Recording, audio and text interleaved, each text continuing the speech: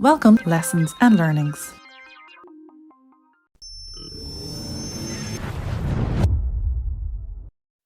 So welcome everybody. It's great to have you listening again, and we have a special episode.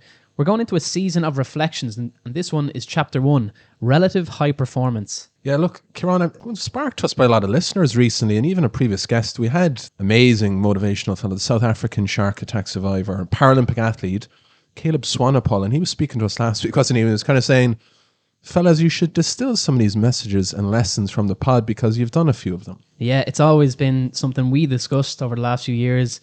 We're using this as a platform to learn, so why haven't we taken the time to do a reflection series? Yeah, look, we've got some great guests coming up, which we'll go into in a couple of minutes, but we figured, why not dig into some of the big concepts? And before we get into that, as Seth Godin once said in the book Tribes, and in fairness, Kieran, you told me about Seth, a group needs only two things to be a tribe: a shared interest. In this case, for all of you listening, you want to probably get a little bit better. You're curious about others and really about high performance, but also a way to communicate. And we really hope this medium really helps with that. So what we did, we looked back over the episodes, we dived in, we took some time, we got into our silos, we got into our caves and listened back over all of the episodes we've done, 167 at this stage. So it was a lot of audio, a lot of listening, but definitely worth doing. Yeah, so when we're looking back, we wanted to pick out some gold, some golden nuggets from the episodes. And today we're sharing some of the main reflections around what is relative high performance. We're looking into Irish Olympic legend Sonia O'Sullivan and potential future coffee barista. Yeah, and that was very funny talking about the coffee piece. Look back onto that one, but we kind of unearthed the next career transition. But we've got Graham Betchart as well. Yeah, mental performance coach, Utah Jazz, spoke to us about Rudy Gobert and being barefoot out on the grass outside of the arena. Unbelievable. Yeah, co-founder of Train the Mind with Steve Gera, really a man who knows innovation better than most. Former NFL coach, CEO of Gaines Group, done loads of work with the Dodgers, huge impact, done a lot of work with leaders in performance in the States. So we were really humbled when he came on as well. Yeah, and last one wrapping up this group is someone that you were in contact with for a long time, a performance psychologist and host of the Finding Mastery podcast, one of our favorites. So that was Dr. Michael Gervais. But also you got myself, Kieran. Myself, David, the two humble hosts that are we're going to try to sense make what they're all saying and just give you some of the real tactics, those kind of implementable action points. Because oftentimes people, again, have said to us that the stories are amazing, the lessons are great, but geez, Kieran and Dave, just give us some of the stuff we can do tomorrow, and we really are going to try to give you that today. So each and every week, we've released an episode now for 167 weeks. It's quite a lot. And we were trying to figure out, it is a really good way of giving great content and building curiosity, but we also figured, as well as all these great guests that we have coming up, it would be a real shame if we didn't do something like this. We're going to play clips now from these great guests that we have had on, and we're going to focus it around one of the questions that we ask, and it's the signature question of the show. If you listen, you may know we say that. It's, what does high performance mean to you? So high performance gets used in so many different ways by so many different people to kind of explain their place in the world and what they do. Because I think if you talk to someone, about high performance who comes from the psychology realm, they immediately identify high performance as being like their domain, right? And if you talk to a sports scientist, they immediately, say, well, high performance is my domain. The thing that's interesting about high performance is that we end up kind of defining it based upon our own viewpoint and aperture in which we see the world, right? Whatever the lens we see the world in, we start to identify high performance from that. My definition of high performance, though, I think is a little bit contrarian to that, where I think people who are truly high performers are people who have fundamental control over who they are as human beings and understand how they're developing themselves to give themselves full agency over whatever it is they want to have full agency over. I see someone who is a writer in, I've got a friend of mine who's a writer in Wyoming, right? And unless you read his books, you've never heard of him. And he lives a very, very simple life. And if you were to ask anyone in sports, is this person a high performer? They would probably say, oh, well, no, it's just, he's an okay middling writer and he's doing exactly what he wants. I look at, the way that people like really kind of set targets for themselves, and the way that people who are like really happy in who they are as human beings, and they go to work every single day, whatever their job is, doesn't matter what their job is. and they feel like they've done a job well done, to me, I think you can make a case that that's high performance. I don't know. It's hard for me because I read a lot of books about the early days of the NASA program here in the United States, right? And it's amazing to see the winding routes that a lot of the astronauts kind of got to going on the moon, right? Or to getting to the moon or going up into space. And you would say that all of them, if you just asked them blanketly, are those astronauts high performers? You would say yes. But if you go back and you like look at all of their like kind of backgrounds, some of them actually have like the exact opposite backgrounds that you would say is like a high performer inside of sports. So I think high performance actually at the end of the day always comes out to be like defined by whatever the outcome you want as a human being, that you've achieved that. That's probably like a candy ass answer to a certain degree and a little bit of a softball answer, but I really do probably actually believe that. And mainly because I think everyone just takes the term high performance and kind of just bends it to whatever definition and view of the world that they particularly have at that moment. And I know this question because I've heard it many times on the podcast. And every time I hear it, I think, what would I say to that? What answer would I give to that? I think high performance is when you set yourself a goal or a target and you do everything you can to achieve that as best you can. High performance can be different for different people. There's high performance going to the Olympics and World Championships. And so you really are at the elite end and you do everything you possibly can to be the best that you can. But then there's high performance in a normal person's life, might be completing a marathon. And if I'm talking to somebody who's saying that, I say, well, the best thing that you can do is to be as prepared as you possibly can so that you can enjoy the experience. I think for me, when you line up for a World Championships or an Olympics or, a highly competitive race, if you know that you've prepared as best you can and, you're confident that you're going to be able to go out and run the best race that you can, then you're going to enjoy it. You might be nervous when you're standing on the start line, but as soon as the gun goes off, it's a game. So it's a bit like there's a book, it's called Train Hard, Run Easy. And I would kind of think, well, you train hard and then you play the game. And it is playing because you're doing what you love to do. And you're at a level where you're able to compete and keep up at the highest level. So I think, high performance is being as well prepared as you can be to get out and enjoy doing what you most want to do. Really good. For me, I'll say it like this. You have to define what success is for you. Start with that. I was just on a call the other day with a couple billionaires and a couple pro athletes on this call, a mental health call. And it's funny, like $1 billion is not going to do anything for you on the inside. It's a novelty and it goes away. And so the whole thing is defining success yourself. And I think when people say, when they hear like, hey, this person's successful, 99% of the time people think, okay, that person's made money and that's our main drive. Like that's success.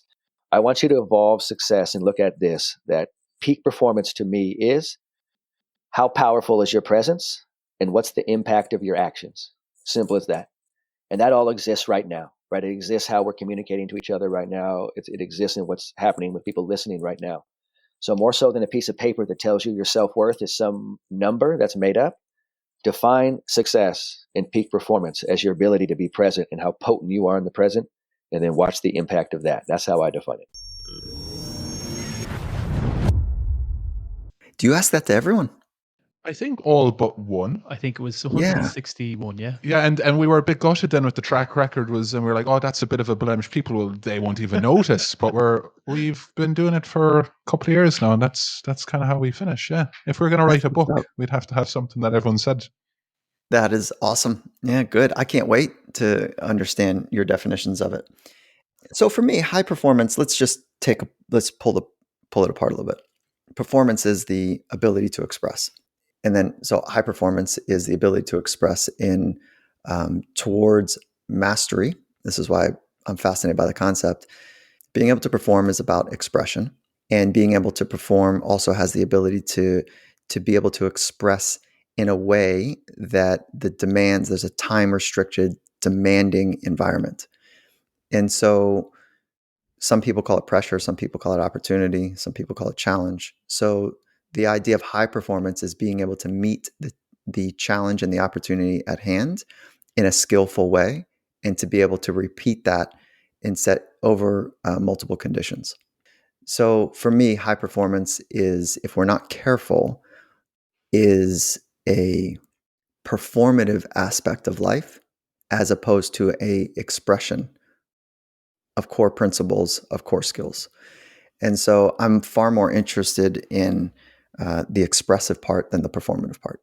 He was thinking about that last night, Kieran. Definitely. That is one of the best we've had.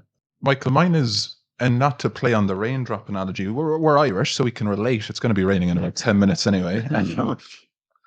Presentness, and you kind of pulled it in earlier, but that's actually leaning into the philosophy that I've unpacked in your course as well. I think being present as a dad, as a husband, as a business partner, as someone speaking on a podcast, writing a blog, if I'm not all in with what I'm doing, treating a patient, then the work or whatever that is suffers. So I really feel that that's what high performance is to me, to whatever I'm doing, to be locked in, focused, nothing else matters. That's when I give my best. That's what it means for me anyway. I love that piece from David. So I know that from working together for years, he's always tried to align with that. But I always feel the courage to pursue something that is bigger than you, and that can be a relationship, that can be a performance for an elite, an event, that can be a performance for a discussion, a communication. But the courage to pursue excellence in whatever relative field you're chasing, and to be able to do that on a consistent basis. And I think sometimes we have to construe it as performing on a consistent basis, but I think showing up and having the courage to put yourself forward and having that authentic approach to knowing what's important relative to yourself is where we get that courage from. It's where we ultimately, I think, find high performance. So that's kind of where it lies for me. I love all of that. So high performance, like if I drill down a little bit more here for you guys, is that the high performance that I'm interested in are the ones that happen on the razor's edge, where you're not quite sure if you have the capabilities to meet the demand. And it's in those moments, that's a relative state and condition for each person.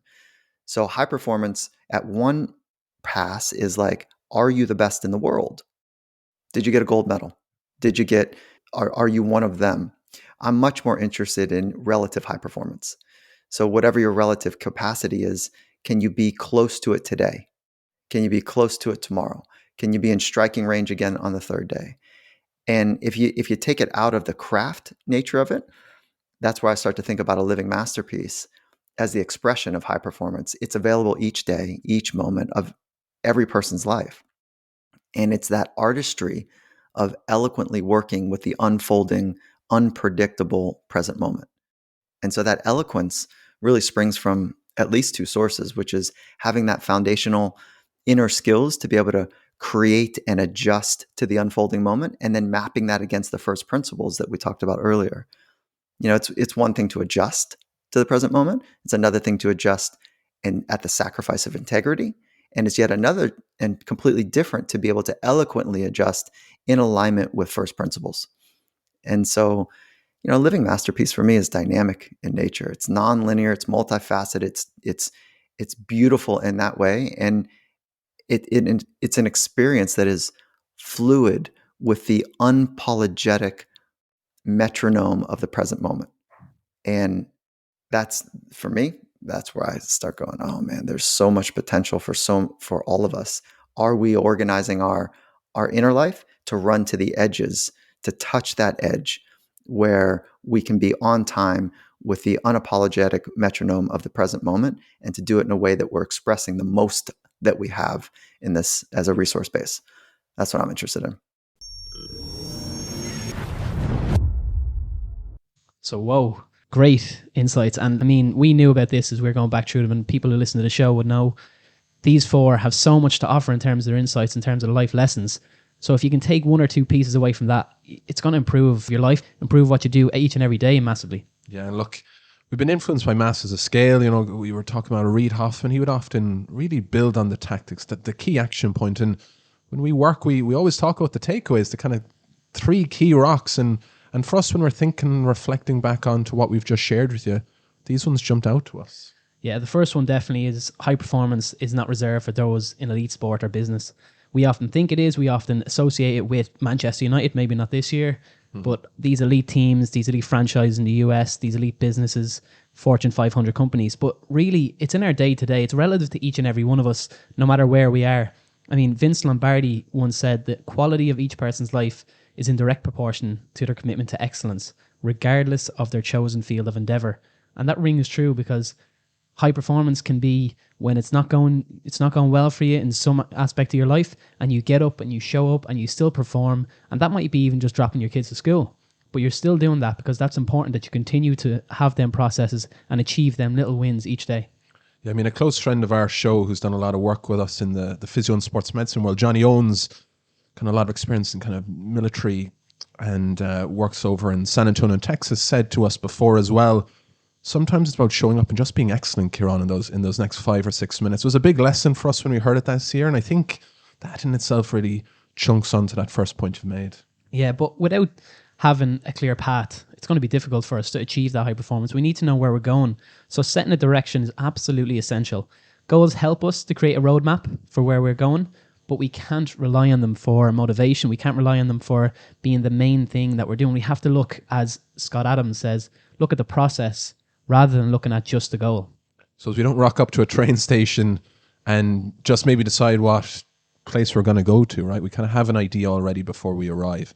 And I suppose the third big takeaway, really, we can't influence the future without being present today. And I think that's really, really important. It's about impacting and living in this moment right now, because if you look after right now, it gives you a better chance to look after tomorrow. And I think that really resonates, obviously, with what Graham Betchart said. And also when Mike put us on the spot as well. But a lot of the work we do here in Ireland does focus in and around what you can control now.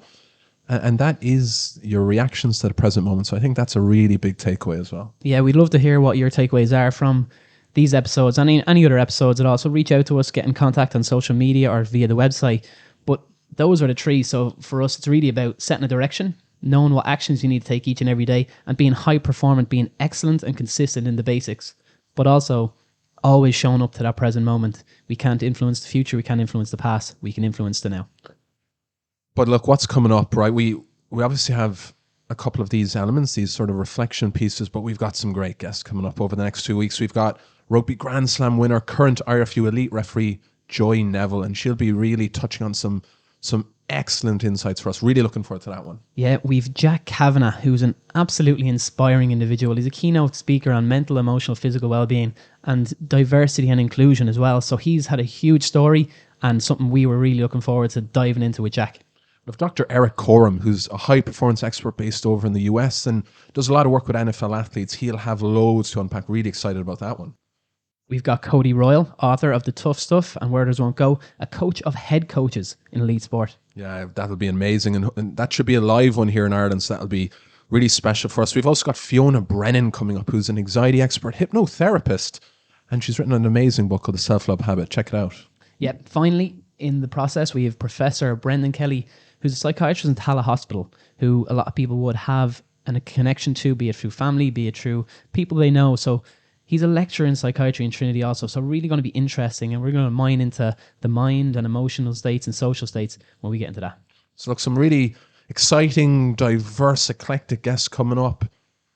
But yeah, these season of reflections pieces will really bookend those really well. And I mean, we've got live shows, just to touch again on Cody Royal. That's going to be here live, supporting good causes as well that are close to heart. We're really excited about that. Yeah, I mean, we talk about doing different things. We want to support good causes. It's something that we're always thinking about. We want to give back. So we're going to try and do something that will give us that platform. We're going to bring people together to learn, but also to support maybe some deserving charities and good causes that we can, that are close to heart for us. You know, as Jordan Mulligan once said to us, he's here on earth to inspire change.